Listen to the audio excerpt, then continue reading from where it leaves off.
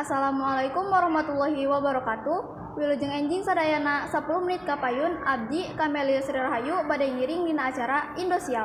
Ngadiskusikeun beja anu aktual sareng terpercaya tina beja panganyamna aya nu ngajambret ibu-ibu. Geus aya nu ngajambret ibu-ibu, ieu informasina. Untung aksi eta katembong dina CCTV salah sahiji imah warga.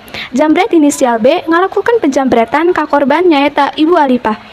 Nepi ka ayeuna, pelaku inisial B masih dina tahap milarian polisi satempat. Katingali penjambret nyanak tas nu korban di Jalan Cendana kira-kira jam 3 waktu Indonesia Barat.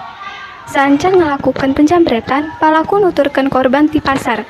Jeung situasi keur sepi, pelaku ngarampas tas anu korban jeung langsung kabur. Teu aya korban tatu dina kajadian ieu. Salajengna tim urang bade ngawawancara korban. Ayeuna nuju di daerah Cibinong, Jawa Barat. Ayeuna nuju narasumber anu aya sareng korban sareng saksi. Wilujeng enjing. Naon anu anjeun tinggali nalika kajadian eta? Isuk kuring nempo korban anu keur lempang jeung kuring ujuk-ujuk ngagorowok. Kumaha perasaan maneh lamun ningali korban dicekel? Roas kuring ningali korban ngagorowok. Naon anu anjeun lakukan sataosna? Garangudak si maling kebenaran si pelaku masih kene dekat ka TKP. Hatur nuhun.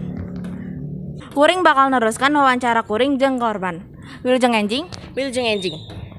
Jeung Ibu Alipah. Nya sareng abdi nyalira.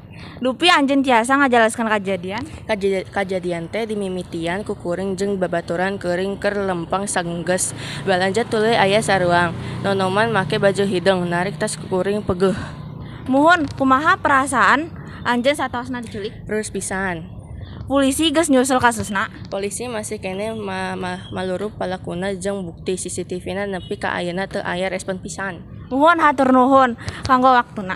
Sakitu wae dinten ieu anu ku sim kuring digukeun. Bade dipulangkeun ka Kamelia anu nuju di Sanggar.